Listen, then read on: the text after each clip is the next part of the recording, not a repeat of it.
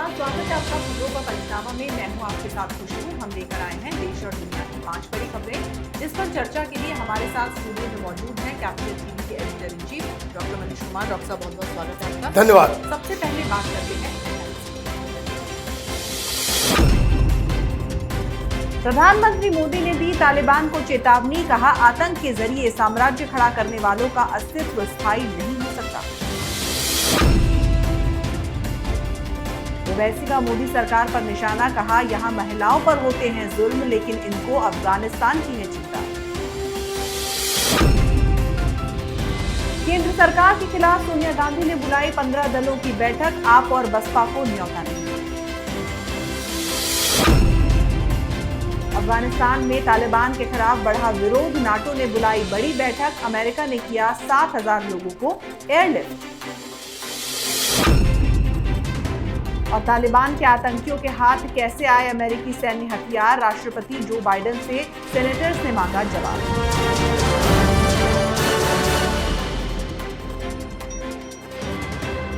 रुक करते हैं पहली खबर का। प्रधानमंत्री नरेंद्र मोदी ने आज गुजरात के सोमनाथ मंदिर से जुड़े एक कार्यक्रम में हिस्सा लिया। इस दौरान पीएम मोदी ने कहा कि आस्था को आतंक द्वारा कुचला नहीं जा सकता। साथ ही उन्होंने ये भी कहा कि आतंक के दम पर साम्राज्य खड़ा करने वालों का अस्तित्व स्थायी नहीं है।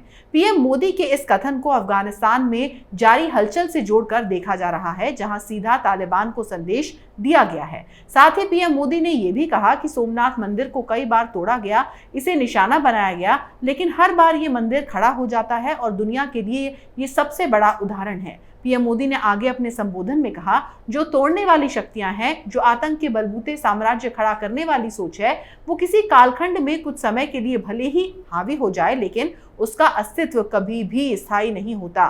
वो ज्यादा दिनों तक मानवता को दबाकर नहीं रख सकता। डॉक्टर साहब, पीएम मोदी की इस चेतावनी का क्या प्रभाव होगा? देखिए, ये चेतावनी सीधे सीधे तौर पे तालिबान को दी गई है और अफगानिस्तान में जो घटना चक्र इस वक्त हम लोग सब देख रहे हैं, वो एक जिसको कह सकते हैं कि हिंदुस्तान की सरकार का एक ऑफिशियल एक वर्जन, एक चेतावनी आप समझ लीजिए कि प्रधानमंत्री मोदी ने साफ साफ कह दिया कि जो तालिबान अफगानिस्तान के अंदर आतंक के बदौलत बंदूक के जोर पे वो वहाँ पे साम्राज्य स्थापित करना चाहते हैं, अपनी सरकार चलाना चाहते हैं, वो परमानेंट नहीं होगा।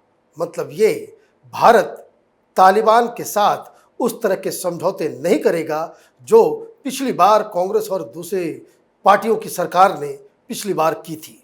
हालांकि इस पे राजनीति हो रही है, कई सारी पॉलिटिकल पार्टीज, कई सारे मौलाना, कई सारे मुस्लिम ऑर्गेनाइजेशंस के बड़े बड़े रहनुमा बार बार इस बात पे दबाव डाल रहे हैं कि सरकार को तालिबान से बातचीत करनी चाहिए।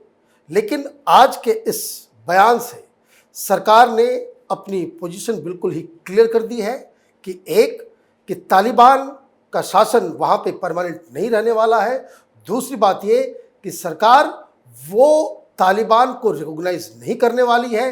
और तीसरा जो सबसे अहम पहलू है इसका, कि वो तमाम शक्तियाँ जो तालिबान के खिलाफ खड़ी होंगी, उनके साथ भारत खड़ा होगा। जी, तो तालिबान जो कि भारत को निष्पक्षता का पाठ पढ़ा रहा था, अब पीएम मोदी ने उसका जवाब दे दिया है। रुक करते हैं दूसरी खबर का। एक तरफ पूरी दुनिया अफगानिस्तान में तालिबान की वापसी से वहां की महिलाओं और बच्चों पर होने वाले अत्याचारों को लेकर खौफजदा है, तो वहीं भारत में कई ऐसे लोग भी हैं जो खुलकर तालिबान का बड़ी ही बेशर्मी से समर्थन कर रहे हैं, जिन्होंने तालिबान के समर्थन में बयान दिए हैं। दूसरी तरफ ऑल इंडिया मजलिसे इत्तेहादुल मुस्लिमीन के चीफ असदुद्दीन ओवैसी ने देश में महिलाओं के खिलाफ अपराध को लेकर केंद्र की नरेंद्र मोदी सरकार पर निशाना साधा है। असदुद्दीन ओवैसी ने हैदराबाद में कहा कि भारत में करीब 10% लड़कियों की मौत 5 साल से कम उम्र में हो जाती है। महिलाओं के खिलाफ बेहिसाब जुल्म होते हैं, लेकिन केंद्र को चिंता अफगानिस्तान की महिलाओं की है। डॉक्टर साहब, ओवैसी के इस बयान के क्या सियासी मायने हैं? देखिए, सियासी मायने बिल्कुल साफ है। ये जितने भी कट्टर इस्लाम में बिलीव करने वाले लोग हैं, ये कंस्टिट्यूंसी जो है वो उनको ये कैटर करना चाह रहे हैं।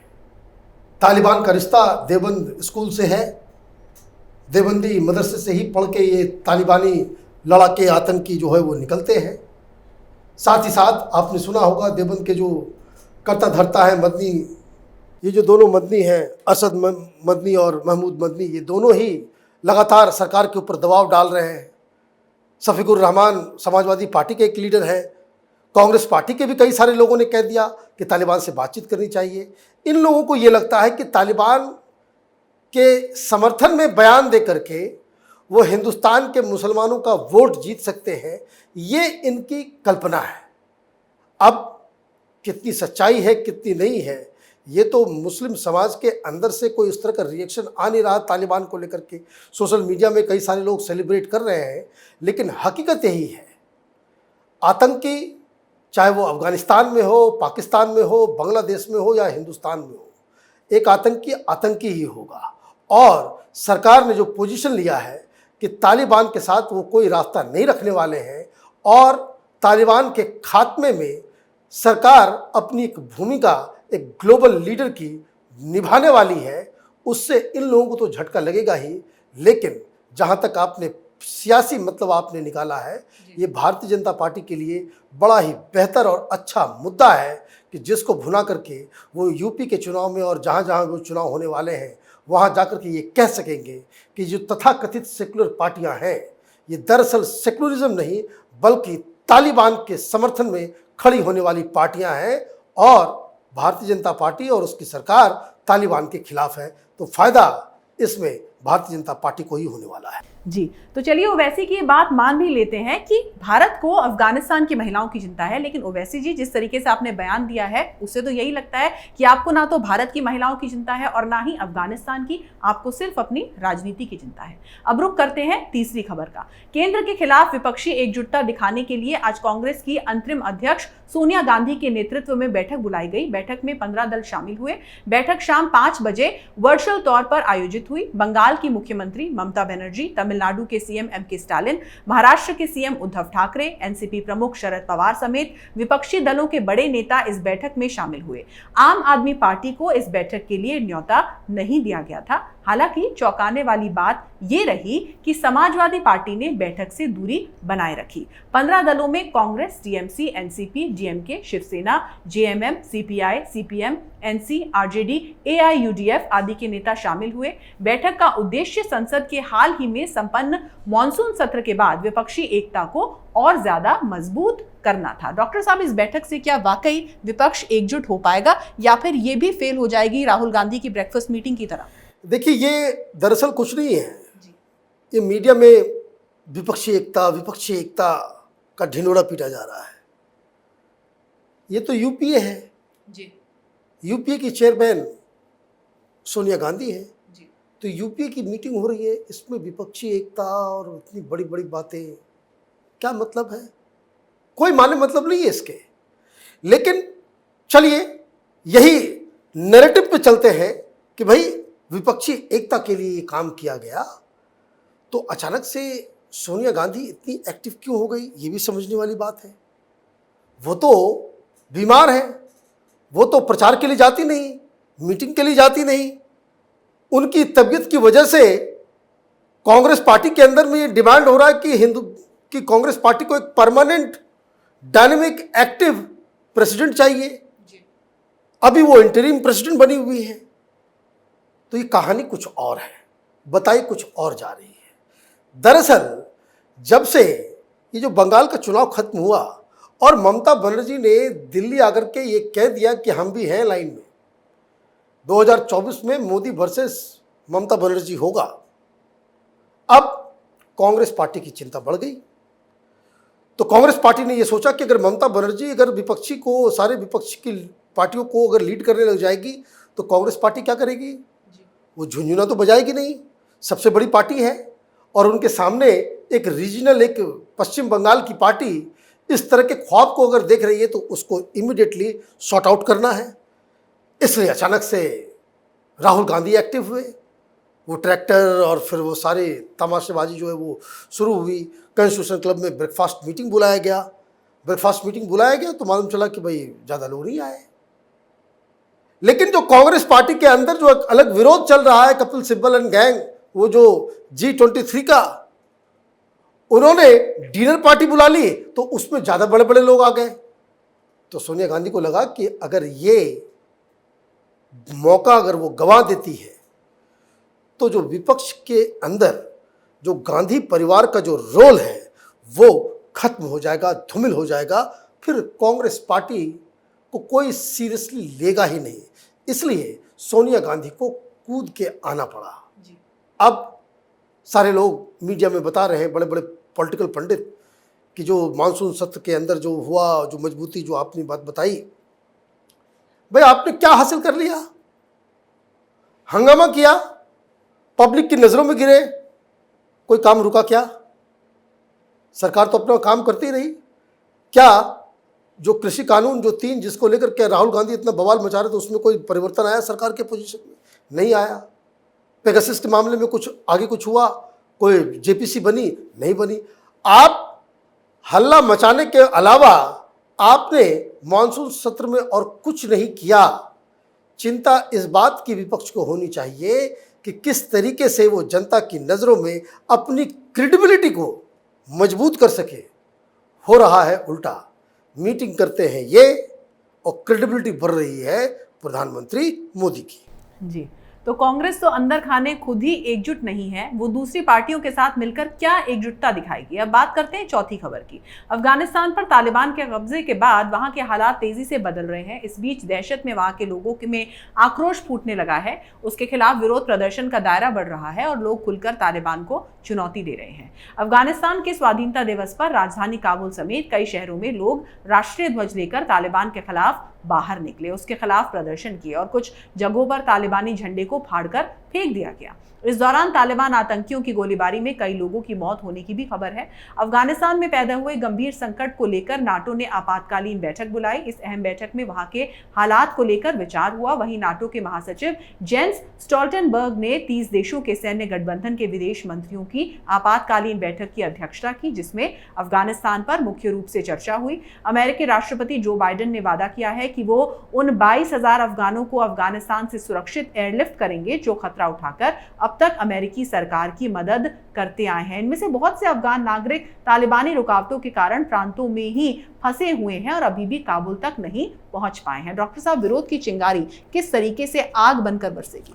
देखिए, जिस तरीके से हर शहर के अंदर वहां के युवा बाहर निकल रहे हैं, अफगानिस्तान का झंडा लहरा रहे हैं, बड़े बड़े स्क्वायर्स पर। अच्छा, जमाना तो बदल गया है।